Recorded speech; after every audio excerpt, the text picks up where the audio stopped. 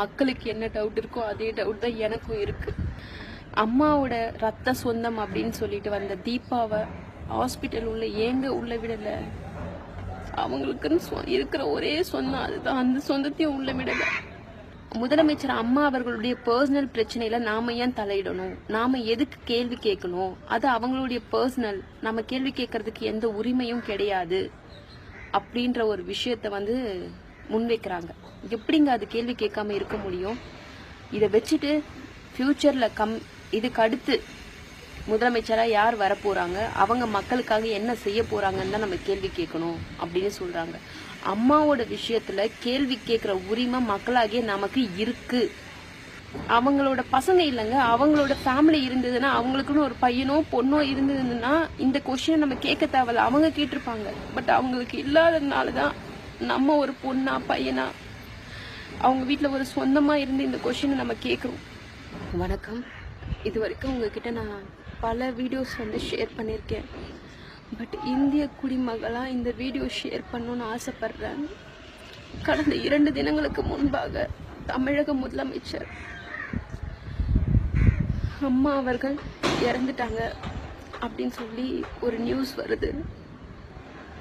கொஞ்ச நேரத்துக்கெல்லாம் டிவியில அது ஒரு வதந்தி அப்படின்ற மாதிரி டெலிகாஸ்ட் பண்ணாங்க நியூஸை. வதந்தின்னு சொன்ன உடனே கஷ்டப்பட்ட மக்கள் எல்லாமே வதந்தியா மட்டும்தான் இருக்கணும் அப்படின்னு ரொம்ப சந்தோஷப்பட்டாங்க. ஆனா கொஞ்ச நேரம் கூட அந்த சந்தோஷம் நீடிக்கல. அம்மா அவர்கள் காலம் ஆயிட்டாங்க அப்படின்ற ஒரு நியூஸ் வருது. மக்கள் எவ்வளவு வேதனைப்பட்டாங்க. தமிழக மக்கள், கோடான கோடி மக்கள் வேதனைப்பட்டாங்க. இப்போ வரைக்கும் வேதனைப்பட்டு தான் இருக்காங்க. அம்மாவோட இழப்பு ஒவ்வொரு வீட்லயும் தான் வீட்டுல ஒரு இழப்பு நடந்தா எப்படி இருக்குமோ அந்த மாதிரி தான் இருக்கு.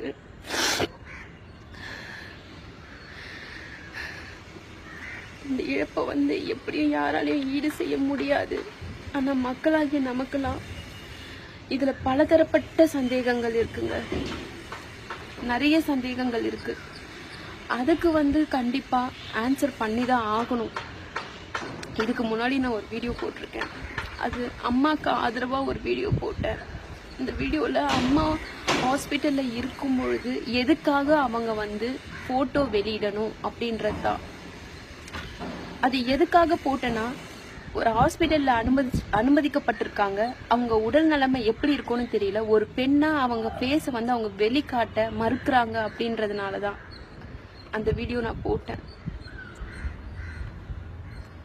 அதே மாதிரிதான் தமிழக மக்களும் அவங்க நல்லபடியா வருவாங்க அப்படின்னு சொல்லிதான் இப்ப வரைக்கும் அவங்க கிட்ட போட்டோ கேட்கவே இல்லை. இதே அவங்க நல்லபடியா திரும்பி வந்திருந்தாங்கன்னா இன்னைக்கும் அவங்க கேட்டிருக்க மாட்டாங்க. ஆனா அவங்க சடலமா தான் வந்தாங்க. அந்த வீடியோ நான் போடும்பொழுது நிறைய பேர் என்னை கேலி பண்ணாங்க, கிண்டல் பண்ணாங்க. நீங்க ஏடிஎம்கேவோட அடிமையா, அவங்க உங்களுக்கு காசு கொடுத்துருக்காங்களா, அதுக்காக இந்த வீடியோ போடுறீங்களா அப்படின்ட்டு. ஏடிஎம்கே பர்சனலா எனக்கு எதுவும் செய்யல. அவங்க செய்வாங்கன்னு நினைச்சு நான் அந்த வீடியோவை அன்னைக்கு நான் போடல. அன்னைக்கு அம்மா இருந்தாங்க, இன்னைக்கு அம்மா இல்ல. இருந்தாலும் இன்னைக்கும் நான் வீடியோ போடுறேன். ஒரு மகளா இருந்தா அவங்களுக்காக இந்த வீடியோவை நான் போடுறேன். மக்களுக்கு என்ன டவுட் இருக்கோ அதே டவுட் தான் எனக்கும் இருக்கு. இந்த டவுட்டை கிளியர் பண்ணி தான் ஆகணும். இது நான் சசிகலா அவர்களை சந்தேகப்படுறேன், அவங்கள கார்னர் பண்ணி இந்த வீடியோ நான் வெளியிடுறேன் அப்படின்னு நினைக்க வேணாம். அதுக்கும் மீறி ஏதோ ஒன்று நடந்திருக்கு. அது என்னன்றதை எங்ககிட்ட சொல்லுங்க. ஐயா ஓபிஎஸ் அவர்கள் அம்மா சில பிரச்சனையில இருக்கும்போது 2001ஆம் ஆண்டு ஒரு 7 மாத காலம் முதலமைச்சர் பதவியில இருந்திருக்காரு. அதுக்கு அப்புறமா 2014ஆம் ஆண்டு ஒரு 9 மாத காலம் முதலமைச்சர் பதவியில இருந்திருக்காரு. இப்போ முதலமைச்சரா பதவி ஏற்றிருக்காரு. மக்கள் இதை நாங்க ஏத்துக்கிறோம், அதெல்லாம் நாங்க ஒண்ணுமே சொல்லல. ஆனா அம்மாவோட ரத்த சொந்தம் அப்படின்னு சொல்லிட்டு வந்த தீபாவை ஹாஸ்பிட்டல் உள்ள விடல. அவங்களுக்குன்னு இருக்கிற ஒரே சொந்தம் அதுதான், அந்த சொந்தத்தையும் உள்ள விடல. இது ஒரு கொஷினா இருக்கு. அது மட்டும் இல்லாம சில முகநூல்ல பாத்தீங்கன்னா சில பேர் கேள்வி கேட்குறாங்க, முதலமைச்சர் அம்மா அவர்களுடைய பர்சனல் பிரச்சனையில நாம ஏன் தலையிடணும், நாம எதுக்கு கேள்வி கேட்கணும், அது அவங்களுடைய பர்சனல், நம்ம கேள்வி கேட்கறதுக்கு எந்த உரிமையும் கிடையாது அப்படின்ற ஒரு விஷயத்த முன்வைக்கிறாங்க. எப்படிங்க அது கேள்வி கேட்காம இருக்க முடியும்? இதை வச்சுட்டு ஃபியூச்சர்ல இதுக்கு அடுத்து முதலமைச்சரா யார் வரப்போறாங்க, அவங்க மக்களுக்காக என்ன செய்ய போறாங்கன்னு தான் நம்ம கேள்வி கேட்கணும் அப்படின்னு சொல்றாங்க. அம்மாவோட விஷயத்துல கேள்வி கேட்கிற உரிமை மக்களாகிய நமக்கு இருக்கு. ஏன்னா அவங்க ஒவ்வொரு தடவையும் மக்களுக்காக தான் நான் இருக்கேன்னு சொல்றாங்க. அவங்களுக்கு சொல்லிக்கிற அவங்களோட பசங்க இல்லைங்க, அவங்களோட ஃபேமிலி இருந்ததுன்னா, அவங்களுக்குன்னு ஒரு பையனோ பொண்ணோ இருந்ததுன்னா இந்த கொஸ்டினை நம்ம கேட்க தேவையில்ல, அவங்க கேட்டிருப்பாங்க. பட் அவங்களுக்கு இல்லாததுனாலதான் நம்ம ஒரு பொண்ணா பையனா அவங்க வீட்டில் ஒரு சொந்தமா இருந்து இந்த கொஸ்டினை நம்ம கேட்குறோம். இதுக்கு ஆன்சர் பண்ணியே ஆகணும். இது நம்ம ஒட்டுமொத்த தமிழக இந்திய மக்களுடைய டவுட்ஸ். இதை அரசாங்கம் நீங்க கண்டிப்பா தீர்த்து வச்சு ஆகணும், தீர்த்து வச்சுதான் ஆகணும், வேற வழி இல்லை. எங்களுக்கு பதில் சொல்லுங்க, பதில் சொல்லியே ஆகணுங்க நீங்க. நன்றி.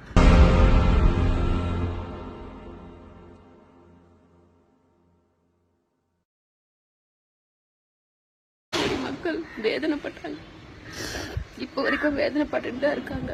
அம்மாவோட இழப்பு ஒவ்வொரு வீட்லயும் தான் வீட்டுல ஒரு இழப்பு நடந்தா எப்படி இருக்குமோ அந்த மாதிரி தான் இருக்கு.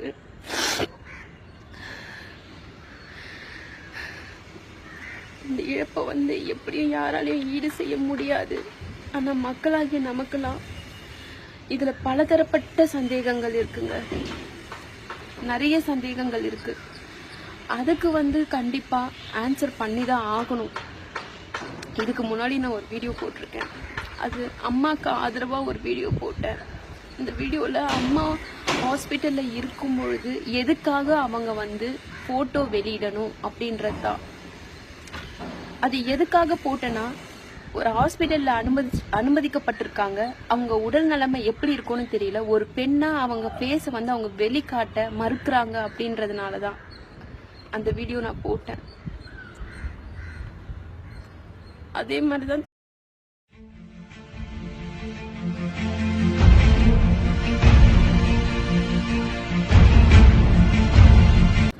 மக்களுக்கு என்ன டவுட் இருக்கோ அதே டவுட் தான் எனக்கும் இருக்கு. அம்மாவோட ரத்த சொந்தம் அப்படின்னு சொல்லிட்டு வந்த தீபாவை ஹாஸ்பிட்டல் உள்ள விடல. அவங்களுக்குன்னு இருக்கிற ஒரே சொந்தம் அதுதான், அந்த சொந்தத்தையும் உள்ள விடல. முதலமைச்சர் அம்மா அவர்களுடைய பர்சனல் பிரச்சனையில நாம ஏன் தலையிடணும், நாம எதுக்கு கேள்வி கேட்கணும், அது அவங்களுடைய பர்சனல், நம்ம கேள்வி கேட்கறதுக்கு எந்த உரிமையும் கிடையாது அப்படின்ற ஒரு விஷயத்த முன்வைக்கிறாங்க. எப்படிங்க அது கேள்வி கேட்காம இருக்க முடியும்? இதை வச்சுட்டு ஃபியூச்சர்ல இதுக்கு அடுத்து முதலமைச்சரா யார் வரப்போறாங்க, அவங்க மக்களுக்காக என்ன செய்ய போறாங்கன்னு தான் நம்ம கேள்வி கேட்கணும் அப்படின்னு சொல்றாங்க.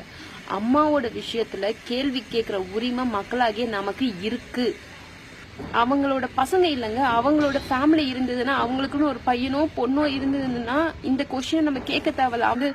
நான் சசிகலா அவர்களை சந்தேகப்படுறேன், அவங்கள கார்னர் பண்ணி இந்த வீடியோ நான் வெளியிடுறேன் அப்படின்னு நினைக்க வேணாம். அதுக்கும் மீறி ஏதோ ஒன்று நடந்திருக்கு. அது என்னன்றதை எங்ககிட்ட சொல்லுங்க.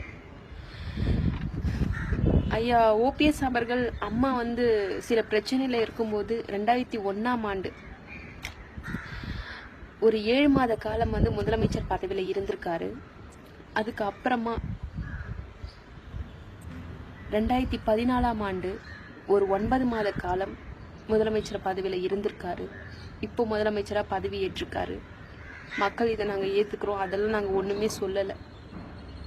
ஆனா அம்மாவோட ரத்த சொந்தம் அப்படின்னு சொல்லிட்டு வந்த தீபாவை ஹாஸ்பிட்டல் உள்ள விடல. அவங்களுக்குன்னு இருக்கிற ஒரே சொந்தம் அதுதான், அந்த சொந்தத்தையும் உள்ள விடல. இது ஒரு கொஸ்டினா இருக்கு.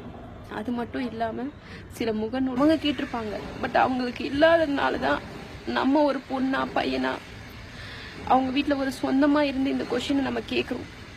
வணக்கம்.